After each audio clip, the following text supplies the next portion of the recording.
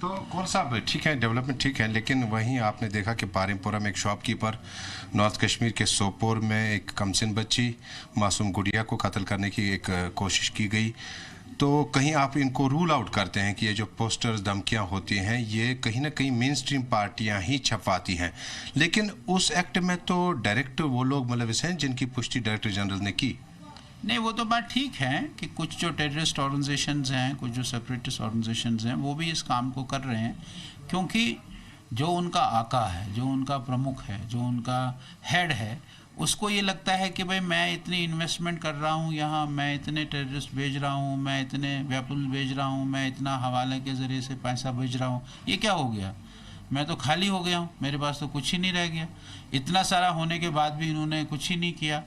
वो डेस्परेशन है, उस डेस्परेशन के कारण वहाँ से भी थोड़ी डायरेक्शंस आ रही हैं, इसलिए कुछ छुटपुट टेररिस्ट ऑर्गेनाइजेशंस, सेपरेटिस्ट लोग भी इस प्रकार की एक्टिविटीज़ कर रहे हैं। इसीलिए उस डेस्परेशन में वो किसी दुकानदार को भी मार गए, घर में जाकर छोटे बच्चों को भी गोली चलाई। ये मुझे लगता है कि एक डेस्परेशन है, और ये ऐसा लगता है मुझे कि ये थोड़ा आगे और इसको वो बढ़ाने की कोशिश करेंगे। माहौल को सामान्य बनाने के लिए, ट्रैक पर वापस लाने के लिए बीजेपी एज पार्टी क्या कुछ सजेस्ट करेगी सरकार को, ताकि ये जो माहौल है इससे निकला जा सके? कहीं ना कहीं आम नागरिक को परेशानी तो है। नहीं, बीजेपी तो ये सजेस्ट करेगी, कुछ चीज़ें ऐसी है कि जो इस समय केंद्र सरकार को करनी है, केंद्र सरकार में बीजेपी है, उनको करनी है, वो बात तो ठीक है, लेकिन हम जो लोगों की इस समय थोड़ी जो उनकी कठिनाइयाँ हैं, वो कठिनाइयाँ उनकी दूर हो जाएं, इसके लिए हम सरकार से और लोगों से बातचीत कर रहे हैं कि भाई ये थोड़ी रिलैक्सेशंस कुछ चीज़ों में आप दे दीजिए। उस रिलैक्सेशन के कारण लोगों में थोड़ा उनका कॉन्फिडेंस भी बढ़ेगा। हमने कुछ रिलैक्सेशन की बात सरकार से कही है, और वो सरकार अगर करती है तो मुझे लगता है कि थोड़ी ठीक हो जाएगी। और ये जो पॉलिटिकल लीडर्स हैं, आखिरकार जब माहौल ठीक चलेगा, माहौल ठीक रास्ते पर आ जाएगा, तो मुझे लगता है कि इन सभी पॉलिटिकल लीडर्स का अपना रोल है और वो रोल निभाएंगे। बहुत बहुत शुक्रिया। भारतीय जनता पार्टी के सीनियर लीडर अशोक ओल जी के मुताबिक जम्मू कश्मीर में जो हालात हैं इनको वापस डगर पे लाने के लिए मेन स्ट्रीम तमाम लीडरों का रोल अपना है, और उस रोल को बहुत जल्द हम आगे देख पाएंगे। अब ये देखना होगा कि भारतीय जनता पार्टी के कार्यकर्ताओं का लगातार पार्टी के इस कन्वेंशन में अशोक ओल जी, सुनील शर्मा जी, रविंद्र रैना जी और बाकी लीडरान का यहाँ पे आने के बाद भारतीय जनता पार्टी का कार्यकर्ता बीडीसी इलेक्शंस के अलावा भी जम्मू कश्मीर के लिए किस तरह से सियासी तौर पर कंट्रीब्यूशन कर पाएगा या नहीं। फारूक वानी के साथ अजमल इस्लाम, जी मीडिया, श्रीनगर। जम्मू के बीजेपी दफ्तर में 17 सितंबर को वज़ीर-ए-आज़म नरेंद्र मोदी के यौम विलादत को मनाए जाने की तैयारियां की जा रही है। बीजेपी पीएम मोदी के यौम विलादत के मौके पर सेवा सप्ताह का इनेकाद कर रही है, और इसे लेकर एक मीटिंग का इनेकाद किया गया। इस मीटिंग में बीजेपी जम्मू कश्मीर के प्रेसिडेंट रविंद्र रैना समेत कई बड़े लीडरान शामिल हुए। जिसको नरेंद्र मोदी सरकार ने जड़ से उखाड़ के फेंका, और जो सपना हमारे पूर्वजों का था, हमारे क्रांतिकारियों का था, बलिदानियों का था, देशभक्तों का, वो सपना था कि इस देश के अंदर 2 विधान 2 प्रधान 2 निशान नहीं चलेंगे। एक देश के अंदर 1 विधान 1 प्रधान और 1 निशान रहता है, 1 झंडा रहता है। श्यामा प्रसाद मुखर्जी, पंडित प्रेमनाथ डोगरा जी, ठाकुर बलदेव सिंह जी जैसे हमारे क्रांतिकारियों के, बलिदानियों के सपनों को नरेंद्र मोदी सरकार ने पूरा किया है। हम मोदी साहब का बहुत बहुत धन्यवाद करते हैं, और आप सबको मैं बहुत बहुत मुबारकबाद। सेवा सप्ताह, सेवा मीन्स खिदमत, सप्ताह मीन्स हफ्ता, वीक, और माननीय प्रधानमंत्री नरेंद्र भाई मोदी जी का जन्मदिन है 17 सितंबर को, और हमने ये 14 से 20 तक पूरा हफ्ता कार्य करने का जो बहुत सारे हम प्रोग्राम करने जा रहे हैं, जिसमें सेवा के प्रोग्राम हैं, जिसमें हम जो अपाहज लोग हैं, हैंडीकैप लोग हैं, जिसमें वृद्ध आश्रम्स हैं, इस तरह के हम बहुत सारे, सेव वाटर है, सिंगल यूज ऑफ प्लास्टिक्स है, इस तरह के हमारे कार्यक्रम रहेंगे। और इसमें सेवा में हम ब्लड डोनेशन कैंप्स लगाएंगे, इसमें आइज कैंप्स लगाएंगे जहां जनरल चेकअप करेंगे, हैंडीकैप्स जिसमें किसी को वो हाथ नहीं है, किसी का पाँव नहीं है, इस तरह से हम बहुत सारी प्रोग्राम जो हैं उनको ऐसे डोनर्स जहाँ उनके लिए जो डोनेट कर सकते हैं, जहाँ उनको जो हेल्प कर सकते हैं, वो हम उनकी हेल्प के लिए। पुंछ में नए ट्रैफिक कानून को लेकर ट्रैफिक पुलिस की टीम आम लोगों को बेदार कर रही है। लोग भी नए ट्रैफिक कानून को जानने के लिए दिलचस्पी दिखा रहे हैं। साथ ही लोगों का कहना है कि वे ट्रैफिक नियमों की खिलाफ वर्जी नहीं करेंगे। तो आम लोगों को बेदार किया जा रहा है और ट्रैफिक कानून के तहत गाड़ी चलाने की सलाह दी जा रही है। दरअसल आपको बता दें कि 1 सितंबर से नया कानून नाफिज हो गया है और उसमें कई तरीके के जो जुर्माने हैं उनके अंदर इजाफा कर दिया गया है। लिहाजा पुंछ में भी नए ट्रैफिक कानून को लेकर ट्रैफिक पुलिस की टीम आम लोगों को बेदार करती नजर आई।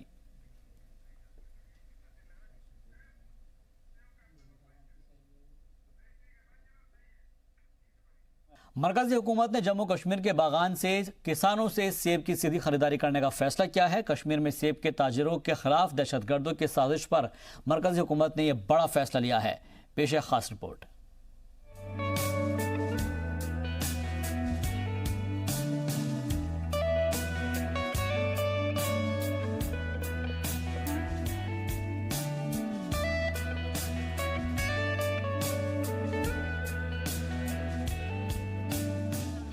मरकजी सरकार ने जम्मू कश्मीर के बागान किसानों से रास्त तौर पर सेब खरीदने का फैसला लिया है। सेब खरीदने के बाद किसानों को सीधे उनके बैंक खाते में पैसे दिए जाएंगे। कश्मीर में सेब कारोबारियों के खिलाफ दहशतगर्दों की साजिश पर मरकजी सरकार ने ये बड़ा फैसला लिया है। हम आपको मरकजी सरकार के सेब खरीदने से जुड़े कुछ अहम फैसले बताते हैं। जी, जैसे कि आप जानते हैं कि जो कश्मीर की इकॉनमी है वो लार्जली एप्पल पे डिपेंड करती है और यहाँ हमारे पास काफ़ी कंस्ट्रेंट्स हैं स्टोरेज के और फूड प्रोसेसिंग इंडस्ट्री में भी उतनी ज़्यादा इन्वेस्टमेंट नहीं रही है। इसको लेके चलते गवर्नमेंट ने नाफेड से टेकअप किया था, नेशनल फेडरेशन है जो एग्रीकल्चर कोऑपरेटिव मार्केटिंग की, तो उन्होंने 5,000 करोड़ का जो मिनिमम सपोर्ट प्राइस जैसे देने की बात की है कि 50% एप्पल का प्रोड्यूस कश्मीर से वो उसमें वो परचेज करेंगे और एक minimum support price grade A और बी में यहाँ फिक्स की गई है, जिसमें फार्मर्स के पास क्वेश्चन रहेगा कि अगर कहीं क्रॉप में कोई डिले होता है, नुकसान होता है किसी किस्म का, तो एटलीस्ट एक रेडिली अवेलेबल उनके पास बायर रहेगा और इसके बियॉन्ड इंश्योरेंस की फैसिलिटी अवेलेबल रहेगी सो दैट किसी किस्म का कोई लॉस ना हो। मरकजी सरकार जम्मू कश्मीर के किसानों से सीधे सेब खरीदेगी। 15 दिसंबर से पहले NAFED सेब की खरीदारी का काम पूरा करेगा। मरकजी सरकार के फैसले से सेब के किसानों को सीधा फायदा होगा। किसानों को पैसे सीधे उनके खाते में दिए जाएंगे। श्रीनगर, शोपिया और सोपोर की मंडियों से सेब खरीदे जाएंगे। दाम तय करने वाली कमेटी सेब की कीमत तय करेगी। जम्मू कश्मीर के चीफ सेक्रेटरी इस पूरे अमल में कोऑर्डिनेट करेंगे। वजारत ज़राअत, वजारत दाखिला और मरकजी एजेंसी प्रोसेस पर नजर रखेगी। सरकार की कोशिश है कि किसानों को किसी तरह की परेशानी ना हो। कश्मीर के जो सेब व्यापारी हैं उनके लिए सरकार की तरफ से एक अच्छी खबर आई है। दरअसल सरकार ने सेंट्रल एजेंसी नाफाड के साथ एक MOU साइन किया है, जिसके मुताबिक इन सेब व्यापारियों के जो सेब हैं वो बाग से सीधा उठाकर इस एजेंसी के पास जाएंगे और वो उनका खरीदार बनेगा और सामान्य जितने रेट्स मिलते हैं उससे करीबन 10 से 20 रुपया ज़्यादा इन्हें दाम भी मिलेगा। यानी सीधा बाग से जो है सेब वो देश की विभिन्न बड़ी मंडियों में जाएगा और वहाँ बिकेगा। इसके साथ साथ जो बिचौलिए होते थे जो सेब बागों से सेब लेते थे और फिर मंडी में जाके उन्हें बेचते थे और अपना कमीशन उसमें लेते थे, उनका रोल भी कहीं ना कहीं इसमें ख़त्म हो गया है। वो फ़ायदा भी सेब व्यापारियों को मिलेगा। और अगर कश्मीर की हम बात करें तो कश्मीर में करीबन 7 लाख ऐसे परिवार हैं जो सेब के व्यापार पर निर्भर करते हैं और जो फ्रूट इंडस्ट्री यहाँ की है वो आर्थिक स्थिति जो है कश्मीर की है उसको हमेशा स्ट्रेंथन करती है। यानी इस को स्ट्रेंथन करना, यहाँ का जो मेवा व्यापार है उसको स्ट्रेंथन करना कश्मीर की आर्थिक स्थिति को स्ट्रेंथन करने के बराबर है।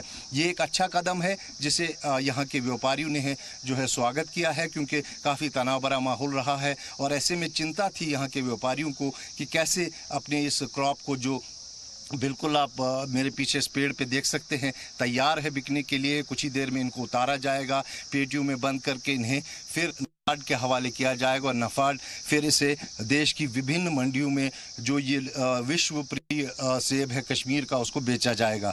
कुल मिलाकर अगर देखें तो कश्मीर में जो फ्रूट इंडस्ट्री है वो नंबर 1 है जो यहाँ की इकोनॉमिकल स्ट्रेंथ को जो है स्ट्रेंथन करती है और इसको फ़ायदा देना यानी कश्मीर की आर्थिक स्थिति को फ़ायदे देने के बराबर है। कैमरा पर्सन फा मंजूर के साथ खालिद हुसैन, जी मीडिया, बारामुल्ला। जम्मू में म्यूनिसिपल कॉर्पोरेशन की जानिब से वजीर आजम मोदी के प्लास्टिक के ना इस्तेमाल करने को लेकर चलाई गई मुहिम को लेकर एक रैली का एहतमाम किया गया। इस रैली में जम्मू के कई स्कूली बच्चों ने शिरकत की। बच्चों ने लोगों को प्लास्टिक का इस्तेमाल न करने की सलाह दी और साथ ही प्लास्टिक से माहौलियात को होने वाले नुकसान से भी आम कराया।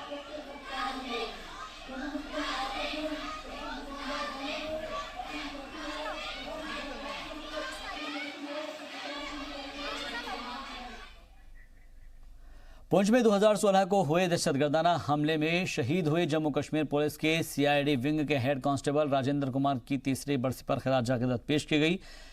आपको बता दें कि 11 सितंबर 2016 को पुंछ के मिनी सेक्रेटरीट पर दहशतगर्दों ने हमला कर दिया था, जिसमें जम्मू कश्मीर पुलिस के CID विंग के हेड कांस्टेबल राजेंद्र कुमार शहीद हो गए थे। राजेंद्र की शहादत की वजह से ही सैकड़ों लोगों की जान बची थी। राजेंद्र ने अकेले ही दुश्मनों से लोहा लेते हुए और उन्हें SSP ऑफिस और पुंछ ब्रिगेड हेडक्वार्टर जाने से रोक लिया गया था। साथ ही आपको बता दें कि मुठभेड़ के दौरान 5 दहशतगर्दों को मार गिराया गया था, जहां पर शहीद राजेंद्र कुमार की तीसरी बरसी के मौके पर SSP ऑफिस में मुनाकिद प्रोग्राम में उन्हें खराज अकीदत पेश की गई।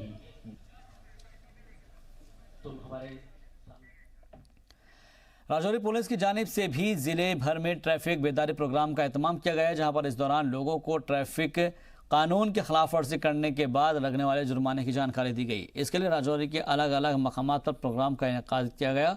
लोगों को बेदार करने के लिए पैम्पलेट्स भी बांटे गए। इंतजामिया रियासत के नौजवानों को लगातार नशे को लेकर बेदार करता नजर आता है और इसी सिमत में उधमपुर में स्कूली बच्चों को नशे से होने वाले नुकसानात के बारे में जानकारी दी जा रही है। उधमपुर के SPM स्कूल में SSP महादीप सिंह ने बच्चों को नशे से दूर रहने की नसीहत दी और अल्टीमेटली समाज के लिए कंट्रीब्यूट करेंगे।